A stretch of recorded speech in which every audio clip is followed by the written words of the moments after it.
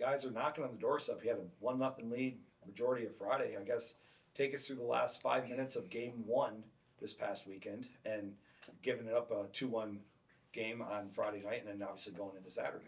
Yeah.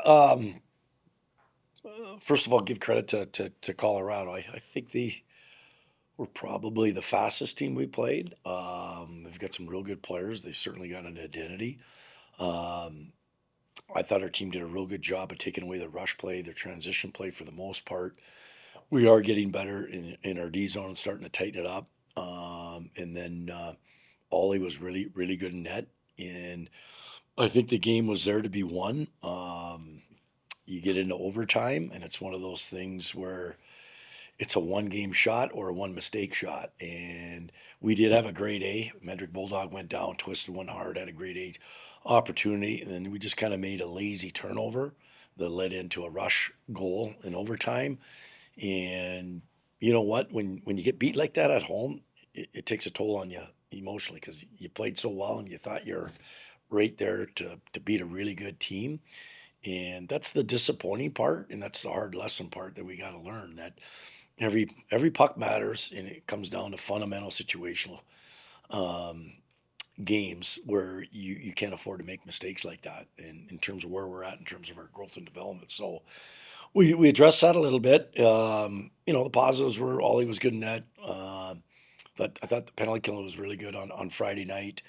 For the most part, we took away their rush game, and then the next night, if you want to lead into the next night, it was a little too much up and down for me. Ollie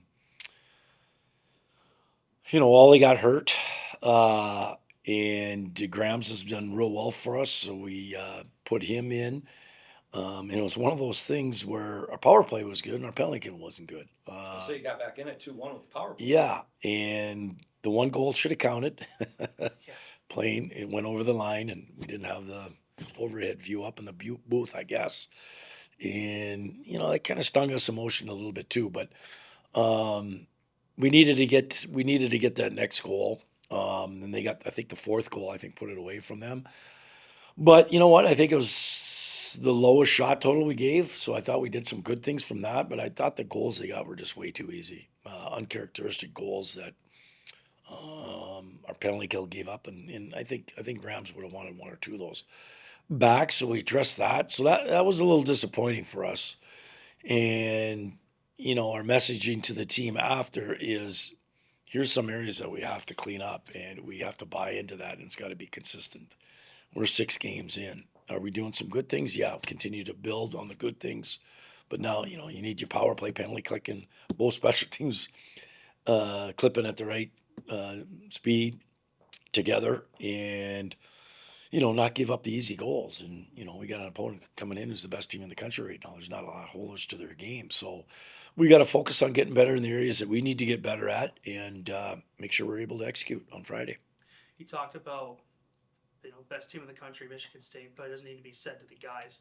I kind of want to talk about, and I mentioned this on Friday in our post game presser, the physicality and just how huge these Colorado College guys are. Are you kind of expecting that same game for Michigan State, and what's kind of been the preparation for the guys going into a really big series like this? That was actually one of the positives out of the weekend. I thought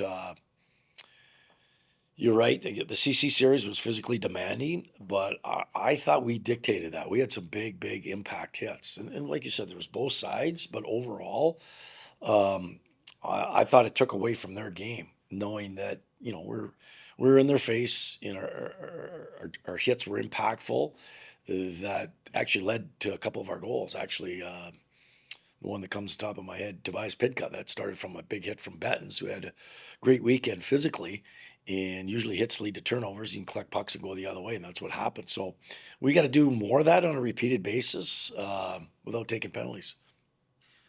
I think we've talked about this before too, with the environments you've seen on the road, how the guys have been just really headstrong, haven't let it phase them, but they're in a big arena. You think it's kind of the same message because it's going to be a packed barn for both these games this weekend. Is it kind of the same message? Don't let it rattle you too much, especially at home. Yeah, you don't want to get amped up too much. You want to be emotionally charged and engaged, but sometimes when you're amped up too much, you play a hurried game, and when you play a hurried game full of emotion, it can get you out of position, or you can make poor puck plays with it. You got to have a calmness to your game with some real good intensity, so you can make plays with the puck and be on the attack. But uh, we do want to be, emotionally on the edge there. We want to be intense, but again, we want to have a calmness. And the crowd, it should be a great crowd. Should be a great crowd. We're hoping it's a good crowd. That really helps our guys. We got to have that home ice advantage, and they're like having a seventh player on the ice when you have a full crowd like that at home. Matthew Ward gets his first goal on Saturday. What have you seen from him as a freshman coming in? He's your CHL guy. Just what has he shown you that he brings to the lineup here? You know what, he had to, not just him, and it doesn't matter from what league you're in.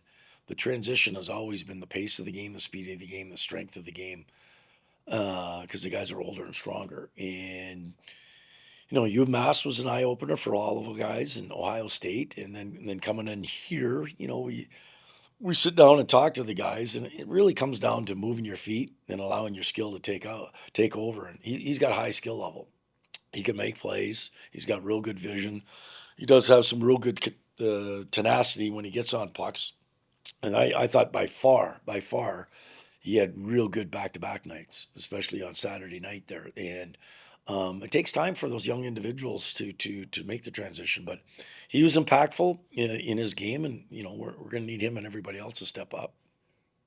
MSU coming in. What do you remember about the old days of that rivalry, Lakeview, when you were playing? Just what stands out about playing MSU back then? Yeah, we didn't play them as a player when I was here because we were in the WCHA, but when I was coaching, they obviously were in the same league in the CCHA, and everybody's a Michigan State fan. It seems around here. There's flags everywhere, so it brings excitement. There's an identity to them that the UP understands. I guess what I remember most, and Mike would attest to this, is we used to get those Gilbert Dairy milk jugs full of coins, right? And it got super loud in the Barrie Event Center. And I think we did that for 2 or 3 years while a lot of the change in those milk jugs somehow found their way on the ice. So we stopped it after that. But they had a lot of good teams back then. So did we. And they had a goaltender by the name of Ryan Miller who was outstanding. And many of the nights I thought we outplayed him, but he was the best player on the ice, and they came away with some wins. But so did we.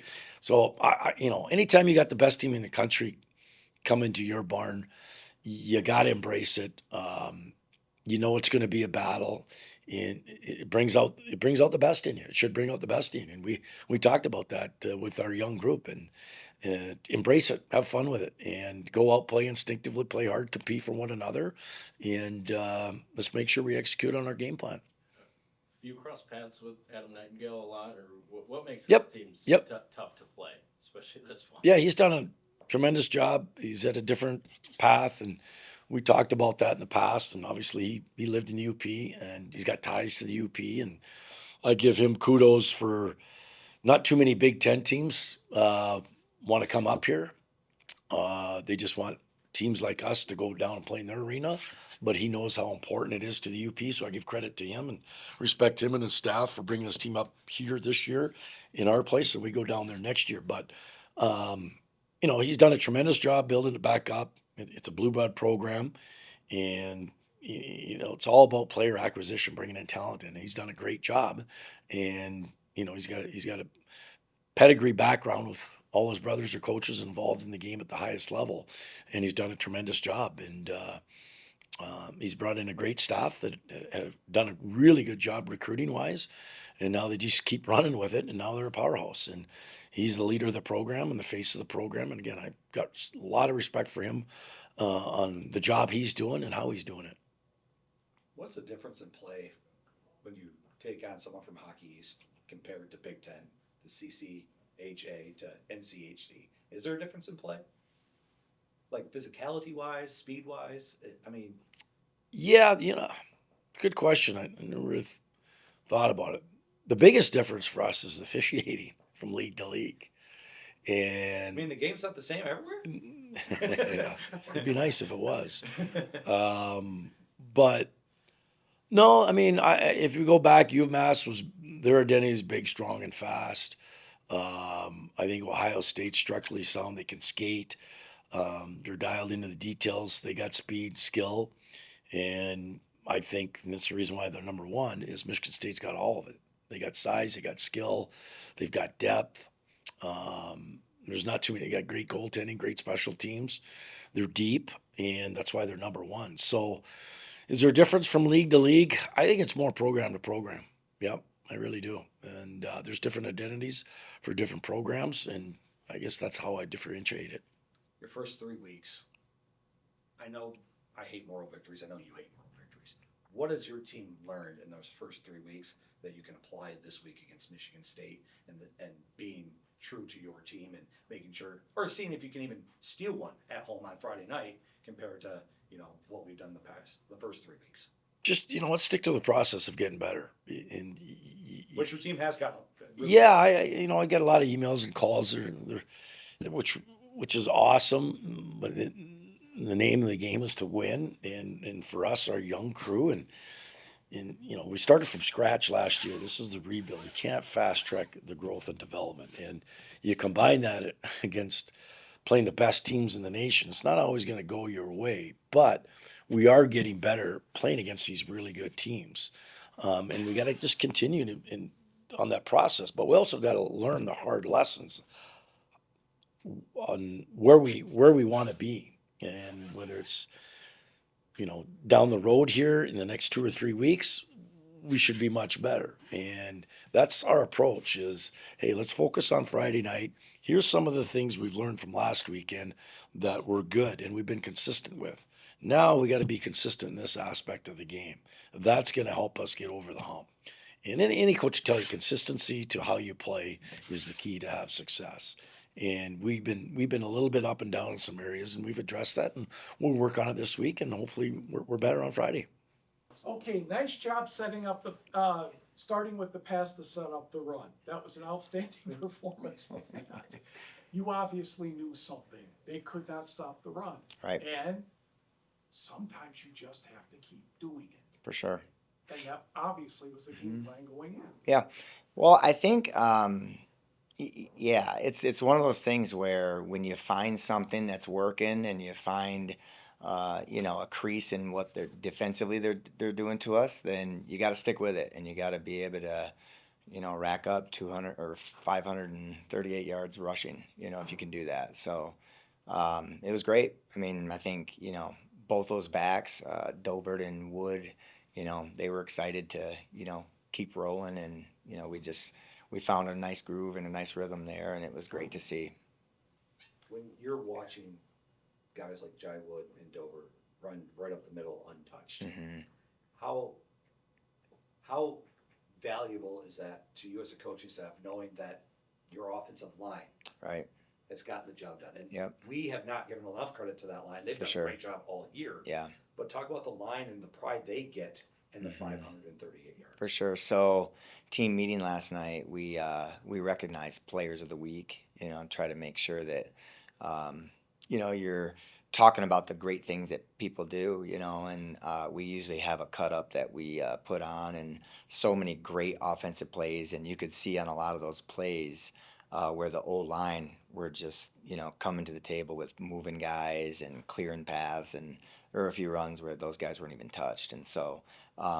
When we announce player of the game, and that's even in spite of Dolbert getting player of the week in the GLIAC, and then if he didn't get it, Wood would have probably got it, right? So we announced the O-line as being offensive player of the game, and we put all 7 of those guys up there, and the whole team erupted. They were just so excited for them, and they know how important it is, and those guys never get enough credit, of course, and they did a really, really good job, and obviously when you're able to run like that, it's a big part of what the O-line's doing. I also want to talk about Joe Mueller because on Riddle's 67-yard touchdown run, if you watch the film, he's coming from the near side of the field, running to the far side to get one of those blocks. Yeah. But he didn't get enough credit for Rick's sure. touchdown run. Yeah. Because without that block, he probably doesn't score. For sure, him and then Heemstra, Yep. he had a great day blocking as well. And so every play except for one, they're all blocking, right? I mean, the whole entire offense. And so they all did a fantastic job to be able to spring a lot of those runs. So how much more? I mean, does this win mean to you? Because it's not just a win. It was a program shattering records. Someone correct me if I'm wrong, but I think it's the most in Division II so far this year for rush yards. Or I think Yeah. that's what I read somewhere. But Yeah, I'm not sure. Yeah, but that's great to and hear. I could be wrong, but Yeah. kind of what does it mean to not only your staff but your players to know Mhm. that you finally break through, and when you do, there's so many program records that are set during a win like that. Yeah, I think it's great. I mean, obviously, you don't want to ever take winning for granted or, think that it's something that you can't celebrate. And I don't know if anybody saw, Coach Fleck from Minnesota, talked about that in one of his press conferences last week, I believe. And, when you've been through 0 and 11 and it's hard to come by wins, I mean, you want to appreciate them, you want to celebrate them, you want to be able to make sure that you bring some light to them and the guys can absolutely be recognized in that way. And so that part of it's great. And we are coaches, and our program is set up on a process and not just a result. And so I think what it was is it's a big piece of it to show everyone that, hey, our process is working, it's taking shape here. It's just another step in seeing things popping through that are finally taking place, that we can say, man, if our process is on point, then we're going to get the results that we want to get on Saturday. And so I would even go back and say this too, is a lot of people, players, coaches alike, it wasn't our best performance. Like, we still haven't played our best football. And, we would go back and say, man, there's a lot of things that could still be cleaned up. Even offensively, like, we were fantastic in the numbers of it. And, we're talking about that. But we would even say, like, man, there's still some guys that miss blocks, and guys could have better footwork, and we could be even more aggressive coming off the ball here and there and whatnot. And then defensively, of course, there were some sloppy things that went on, and we could be better, which is a great thing. We can look at this game. It's a lot better to be able to teach and coach and really dig into them after a win than it is obviously suffering from a loss. On defense, can you say enough about what Jack Hurdle does for you guys? 2 tackles for loss on Saturday. Yeah. I feel like he's the definition of flying around. He's all over the place. What For sure. impresses you most about him? Well, I think his consistency of always playing at a high level. He prepares the right way. He is so competitive when he gets out there. At halftime, he brought the whole entire defense up, and he had like the message for the defense, and was just extremely adamant about how we can't let our guard down, and everybody's got to be on point, and you got one half of football to play. And I mean, it was just like the epitome of leadership and a competitor and somebody who wants to do things at the highest level possible. And you see it in the production, right? As you're mentioning, Kev. He goes out there and he plays the game the right way. He's locked in. He's flying around. I mean, his effort is outstanding. He's physical. He knows the game well. I can't say enough about him. You're right. And he's been at the center of our defense here this year. Shifting gears a little bit now, you go into the rivalry week. Yeah. How are you preparing your guys? I mean, like you said, you have the win. Now we're moving on a little bit. Yeah. And Tech's going to come in here. They're not happy with the way their weekend ended against Ferris, and it's huge. A lot of momentum from both sides. They're coming off a big loss. You're coming off a big win. So how are you kind of preparing your guys and really instilling that this is the big one? Yeah, I think there's a lot of points to hit on in that question. I would say first and foremost, we respect Michigan Tech a lot, and I really believe that the success that they've been able to have the last 20 years, right? I mean, whatever it's been in terms of when they've got their program kind of going the right direction, and really when Northern has kind of like tailed off, you could say. They've been the model of consistency. They've done a great job with just recruiting the right kids and having a model that they can really stick to. And I really do respect what they've done. Now, I don't like them at all, and this program. We've had to take a back seat for too long, and it's been 14 straight wins that Michigan Tech has had against NMU football. And it's time for us to be able to understand that we've got to go out there, we got to play with an edge, and we're not going to be the little brother anymore. And it's a fine line because whereas it's a big game, a rivalry game in terms of how everybody maybe talks about it and thinks about it, we still have to focus on ourselves. We have to make sure that the biggest game that we have going is today's practice on Tuesday, and we got to make sure that we're fitting the right gaps. We're coming off our tracks hard. We got great ball security. We're running the right routes. We're blocking the right people, whatever it is, right? And, I just think that the big time is always where you are, and you can't ever let the moment get away from you too big, even though it's Michigan Tech week. I mean, it's really for everybody else to put the hype around it, and I got to try to keep our team extremely focused on what we're supposed to do. You win Saturday throwing the ball once. You put all that on tape.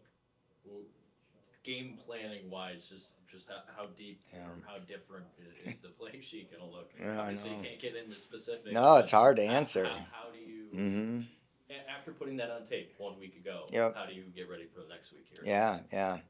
We'll do that again if we can, right? I mean, that would be my answer. I mean, I don't know. I mean, it's something where I think our offense is a system. It's an absolute system where it's set up to have answers versus whatever we see, and you don't ever really know what a defense is going to give you. And so, we know what Michigan Tech's base is versus kind of the other games that they've played, but when you're defending the option, some guys will tweak what they're doing, and they've got to be pretty simple and sound at times, to be in the right spots. And so we've got to make sure that we are able to just recognize what they're going to do and find the holes and find where we can attack and take advantage of. And if we're able to run the ball again like we did on Saturday, then we'll do that. If we have to pass, we'll do that too. And we just got to make sure that we're taking what the defense gives us. The emotion of Saturday coming off that win, Mm-hmm.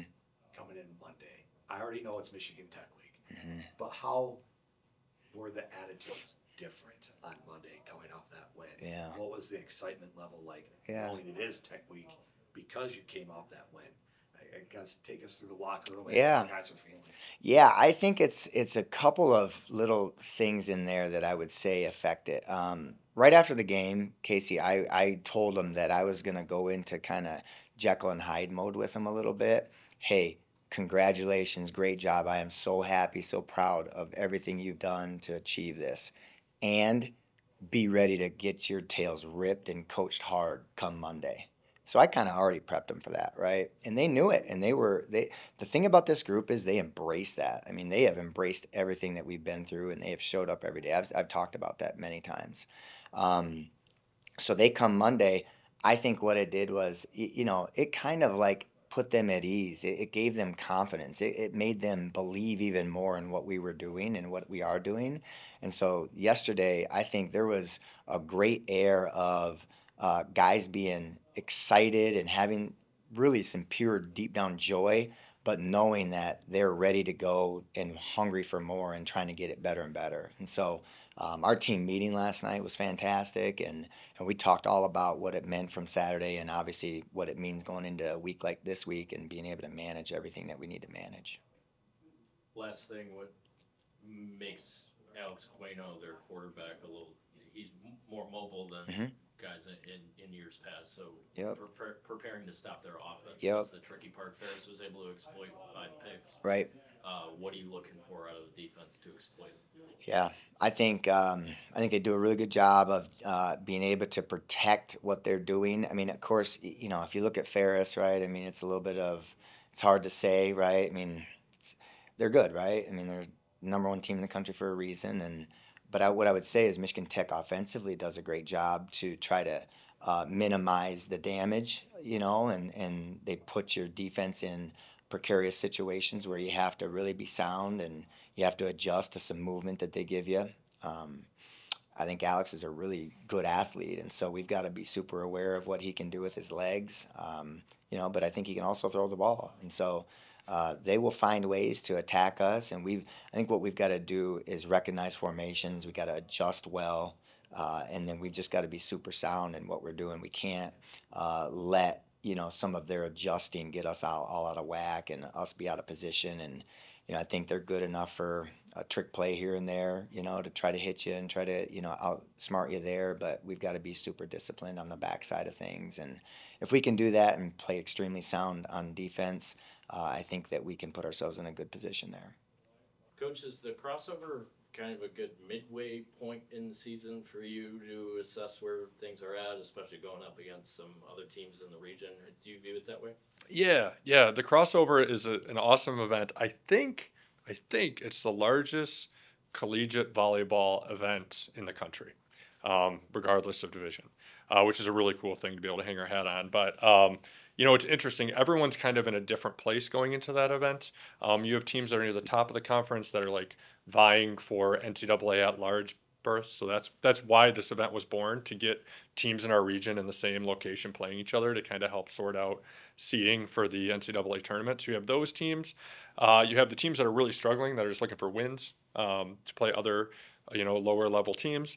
And then you have teams like us that were kind of in the middle, trying to figure out who we are. And this was a good weekend to figure out who we are. We played Findlay, who going into the weekend was, I think, the number one team in the region. And so, we knew it was going to be tough sledding.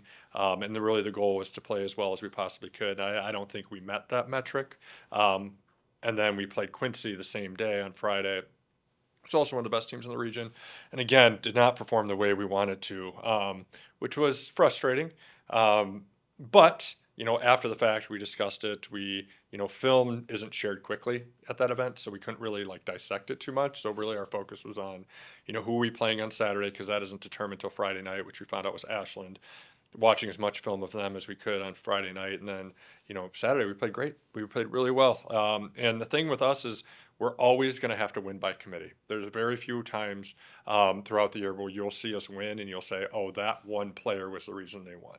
And for 5 years it was Jackie Smith. Everyone was like, Jackie Smith did 20 kills and did this and did this. But that's just not the case for us anymore. And I love the position we're in. Not that I didn't love having Jackie and having her do what she did, and Megan in the supporting role and those other people. But this year, every time we step on the court, we're like, hey, we got to win together. We got to win as a team. And there's a lot of pressure is the wrong word, but we all have to perform in order for that to happen. And when we lose, if we're not performing, we're going to be on the losing end. And you saw that on Friday, but then Saturday you saw what we're capable of when we play well. And so, yes, to answer your question in a really long-winded way, it's a really good measuring stick for us and where we're at. And if I'm being honest, we're coming out of it and I'm saying, yep, this is about where I thought we were going to be. And now let's get on to the second half of conference play. Yeah. Since we haven't talked since the Tech win, Kaylee McIntosh, how has she kind of emerged for your attack, and where do you see that going with her as a freshman? Yeah. I mean, I wasn't quite sure where Kaylee was going to be at skill-wise when she came in. She was very good in high school, but we just weren't sure how it would translate. And you're kind of seeing, like all of us in real time, seeing her get more confident, get better every single match. And, she's one of those players, right? I would say, Kenzie Gruner, Emmy Gulak, Maddie York, and then some combination of Kaylee and Casey need to be good in order for us to win. And right now, Kaylee has been that person. And I think she had 19 kills at Tech, only 2 errors. That was really cool. And that was cool because not only did she do that as a freshman, she did it at Tech. And there was a very specific moment where we were in the 5th set. I think we were up 11-9. And they had called timeout, and we were coming out of the timeout. We were on the side with the band and the football team, and she serves them really far behind the line. So she's standing there, and she has the football team on her right, and then the band on her left, just holding the last note, and she's just stoic. And I was like, that is such a cool moment for her to have. And she went out there and she hit a great serve. And so yeah, I think Kaylee's starting to emerge as a player that we want to get the ball to. And I said as much on Saturday in a timeout. I said, because oftentimes in timeouts I'm like, get Kenzie the ball, get Emmy the ball, get Maddie the ball, and I said, okay, Allie, we got to get Kaylee the ball, and so she starts doing that. Kaylee continues to get more and more confidence. I don't want to overwhelm her. I don't want to be like, okay, let's just give Kaylee a ton of sets, because I think she's thriving in the role she's in right now, and I don't think there's any reason to push her outside of that at the moment. You almost make that sound like a formula in terms of how busy you want each player to be.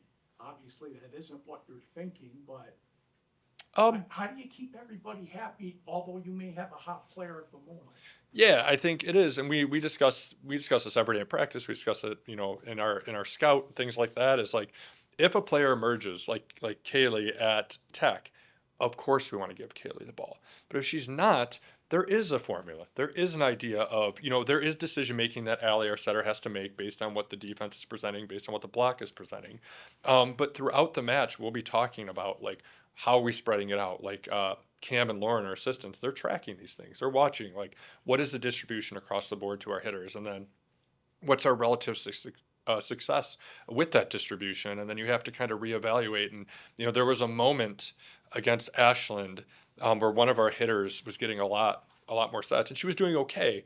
And I brought Allie over and just said, like, look, I get she's finding success, but we don't want to overload her because, again, our success is built on spreading the wealth across the court. And it's not like, again, it's not an example of this player was going off. She was doing her job well, and we need to keep her in that role doing well, just like I was alluding to with Kaylee. Like all these players, we have a really good idea of what type of role they have, and it can fluctuate a little bit, but there is that kind of basic formula of like how we define success, and where we found success on the scoreboard has been with a really good distribution across the board. How do you prepare for 5 games in 8 days? Yeah. 3 of them are at home. Yep.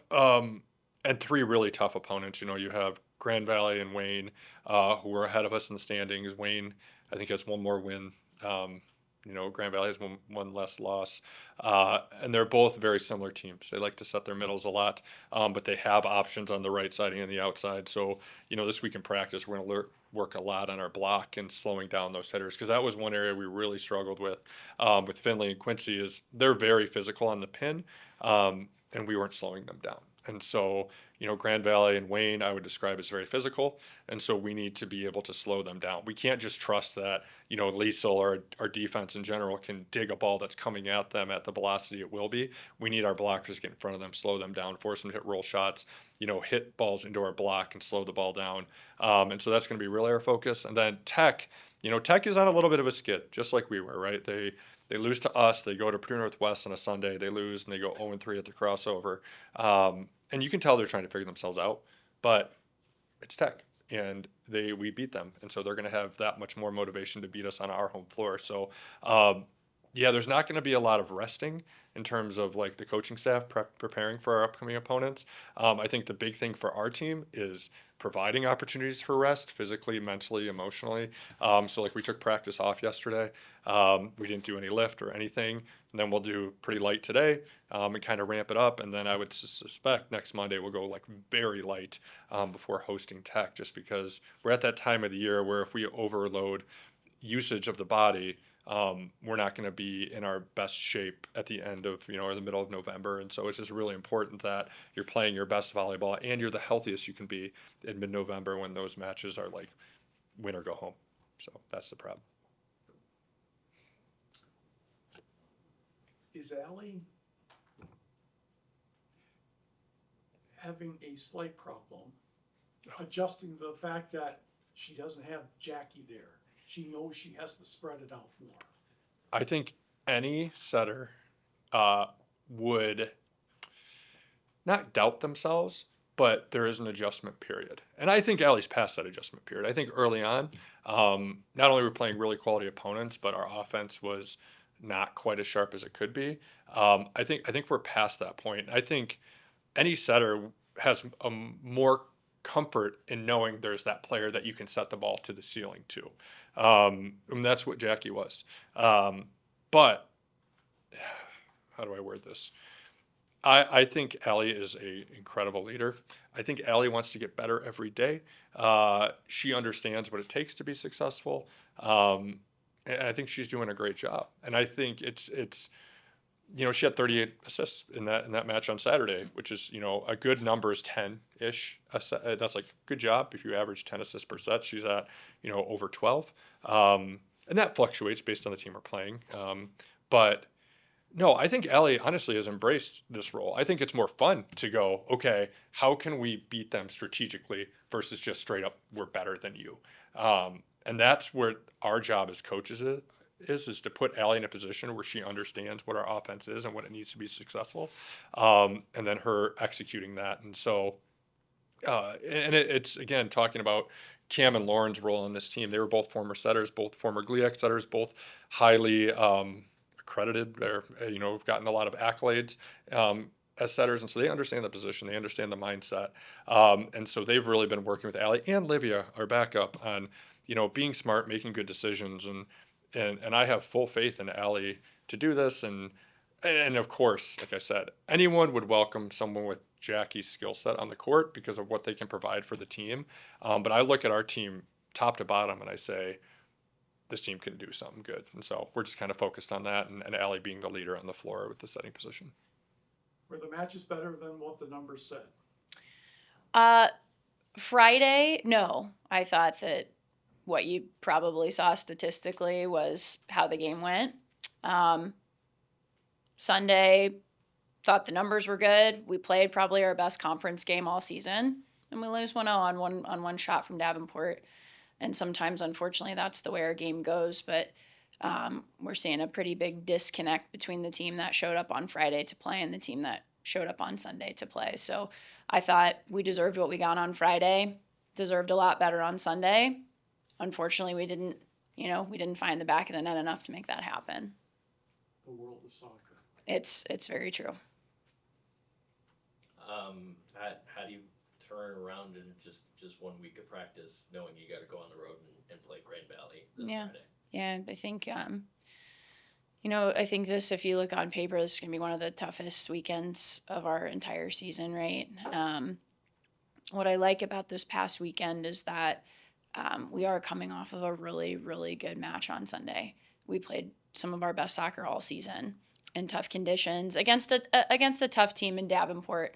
I think we need to go and do the same on Friday, regardless of who the opponent is. I keep saying this, right? We know we're going to play a tough Grand Valley team, but everyone in this conference is tough. And, I think it's just going to be one of those games where if we show up and play well, we've got a chance. If we don't, we won't.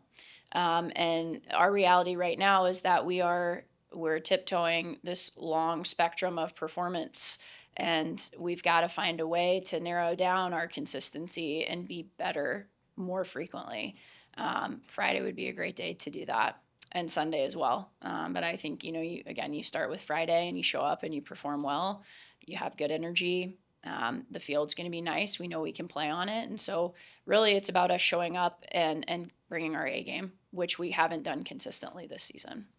Without giving too much away, what are you going to focus on in practice this week, especially coming off a tough weekend and then going into this weekend? Yeah. Well, I think we look at our statistics and we've gone 300 minutes without a goal, over 300 minutes without a goal now. We've gotten 1 point out of the last, 12 potential points in 4 games. And so for us, we need to hit the back of the net. I think we're creating. In our last 3 matches, we've had 50 shots, and a lot of those have been really good chances. So the creation has not been our issue. It's the end product. It's being clinical in front of goal. And so I think this week a lot is about that final third and what that product looks like. We're also going to have to do some defensive-oriented things. We know Grand Valley is a powerhouse. They've scored a lot of goals. They put teams under a lot of pressure. So we're going to have to be really tight defensively so that we're not giving away opportunity after opportunity to them on Friday. But for us to, a lot of how we play, if we can keep the ball, it means they have less of the ball. And we did a really nice job this past Sunday of keeping the ball. We were in possession a lot. We moved the ball well. We stretched the field. Davenport had to defend us, and that opened up opportunities for us to attack. So I think for us, continuing to have the team get comfortable in possession and being confident and keeping the ball is another huge factor in our success, and that's something that we'll look from Friday. We're not going to just bash the ball forward and hope and pray. We're going to have to play well, and that means in possession we've got to be tidy and good. shorter passes then, instead of going for the long ball? Yeah, I think it just depends. I think we've seen teams play us differently. Some press us higher, which means there's space higher up the field for us to play into with maybe a little bit longer ball. I think we broke down Davenport a lot with 5, 10, 12-yard passes, quick passes. And the field allowed for that. It was a really quick surface. It was wet, so we moved the ball really quickly, which is great. I think it's a combination. But, Grand Valley plays a back three. Realistically, we're going to be matched up with them with our front three. So if we can play into our front three and skip the midfield occasionally, that's great. So I think it's a combination, and that's why we have to be adaptable as a team. You have to play to what the defense gives you and what in the moment is the right pass.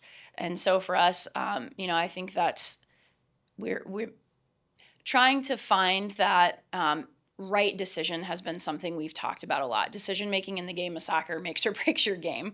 And then it's the quality after that. So realistically, yes, we're using some shorter passes to break them down. But if there's a long ball that can take out their entire midfield line or something along those lines, great. But again, that decision making is the piece I think that's been lacking quite a bit before we can even talk about what that quality looks like. Touched on a little bit about your defensive abilities this last weekend. What have you seen out of your goalkeeping? I mean, through this tough stretch, like you said, 300 something minutes without, getting a goal. What have you been seeing out of the goalkeepers? Maybe like the resiliency through this stretch. Yeah, I think when you don't score goals, it puts a lot of pressure on your team, your back line, your goalkeeper. You're one moment away from going down versus you take control of the game and you take a little bit of that pressure off. And so I think it's less physical, more mental for sure. And I think, against Saginaw, we weren't good defensively. We gave away a lot of chances and we gave away some bad goals. Against Davenport, like I said, they had one shot and one goal. And still, we're disappointed because we can't find a way to shut out a game. At the end of the day, if you walk away from there 0-0, you said, okay, like we were great defensively. We didn't score. We gave up a goal. And so I think that's, again, it's a tough situation to be in because your goalkeeper, isn't involved for, 85 minutes of a 90-minute game and then gets called into action. I think our goalkeepers have done a really nice job. They have. We use our goalkeeper a lot, though, in possession, so it's not like they're not involved ever in the game. We build through them quite a bit, and that's a huge part of our game, and all 4 of our goalkeepers are really comfortable with their feet. We're able to play through them, which is wonderful. Again, I think one of the biggest jobs of a goalkeeper as well is to be vocal and use your voice and help organize, and I think all of our goalkeepers do a tremendous job of that as well. And so, again, we've got to find a way to keep balls from going into our goal. And that's the bottom line. And it's not one person's job; it's everyone's job. But when you look at going scoreless for 300 minutes, it certainly adds a lot of pressure to that back line and to that goalkeeper's job. So hopefully we can find ways to help solve that and alleviate some of that pressure. But despite the pressure, I think our goalkeepers have stood up pretty well to things. Are there things to fix? Always. And are we working on those? Absolutely. But at the end of the day, we haven't found a way to keep enough clean sheets, and that's something that we continue to look at and train and work on. And I think every team is striving for that.